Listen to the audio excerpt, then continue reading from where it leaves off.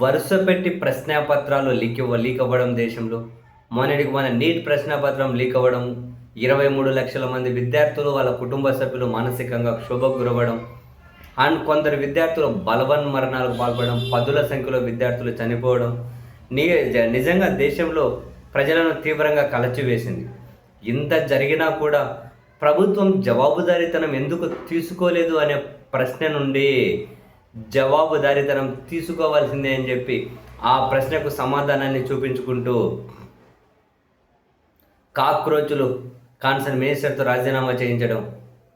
And ఇక్కడ ఇంకో ఆశ్చర్యకరం బాధాకరం ఏంటి అంటే, అంతమంది విద్యార్థులు ప్రశ్నపత్రం లీకేజ్ అయ్యే పరీక్షలు రద్దవ్వడం వల్ల చనిపోతే ఆ కుటుంబాలను ఆదుకోవాలి అనే కనీస మానవత్వం కూడా పాలకులు చూపించకపోవడం నాకైతే చాలా ఆశ్చర్యాన్ని కలిగించింది. వాళ్ళే కదా కారణం. వాళ్ళ వైఫల్యం వల్లే కదా విద్యార్థులు చనిపోయారు, బలవన్మరణానికి పాల్పడ్డారు. ఆ కుటుంబాలను ఆదుకోవాల్సిన బాధ్యత ప్రభుత్వం మీద ఎందుకు ఉండదు? అటువంటప్పుడే జగన్మోహన్ రెడ్డి గారు ముఖ్యమంత్రిగా ఉన్నప్పుడు చాలాసార్లు తన నోటి నుండి వచ్చిన మాట, పాలకులు అన్న తర్వాత కనీసం మానవత్వం ఉండాలి. చనిపోయిన కుటుంబాలు ఏవైతే ఉంటాయో అందులో ప్రభుత్వం వైఫల్యం ఉందా, మానిటరింగ్ ఉందా, ఇది తర్వాత చర్చించుకోవచ్చు, తర్వాత విచారణలో ఏమైనా చూసుకోవచ్చు. ఫస్ట్ అయితే తీవ్రమైన ప్రమాదాలు జరిగి చనిపోయినప్పుడు ఆ కుటుంబాలను ఆదుకోవాల్సిన బాధ్యత ప్రభుత్వం మీద ఉంటుంది అని ఎల్జీ పాలిమర్ సంఘటన జరిగితే ఎవ్వరూ డిమాండ్ చేయకుండా, ఎవ్వరూ ఊహించకుండా ప్రతి కుటుంబానికి ₹1,00,00,000 పరిహారాన్ని అప్పుడు ఆయన ప్రకటించారు. ₹1,00,00,000 పరిహారాన్ని ప్రకటించారు. ఎందుకంటే తీవ్రమైన ఘోరం అది, ప్రమాదం. ఆ కుటుంబాలను ఆదుకోవాల్సిన బాధ్యత ప్రభుత్వానికి ఉంటుంది కాబట్టి. సేమ్ ఇది కూడా ఒక ఘోరమే. నీట్ పరీక్ష వాళ్ళు రద్దవ్వడం, ప్రశ్నపత్రాలు లీక్ అయ్యి పరీక్షలు రద్దవ్వడం, పదుల సంఖ్యలో విద్యార్థులు బలవన్మరణాలకు పాల్పడడం, ఇది కూడా ఒక ఘోరమే.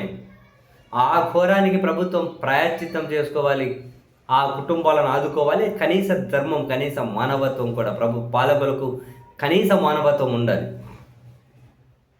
చాలాసార్లు జగన్మోహన్ రెడ్డి గారు మాట్లాడిన ఆ మాటలు గుర్తొచ్చాయి.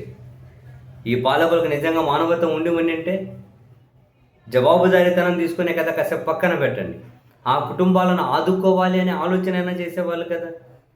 ఇప్పుడు కాక్రోచులు రోడ్డెక్కింది, ధర్మేంద్ర ప్రధాన్ రాజీనామా చేయడమే కాదు, ఆ కుటుంబాలకు ₹1,00,00,000 నష్టపరిహారం ఇచ్చి ఆదుకోవాలి.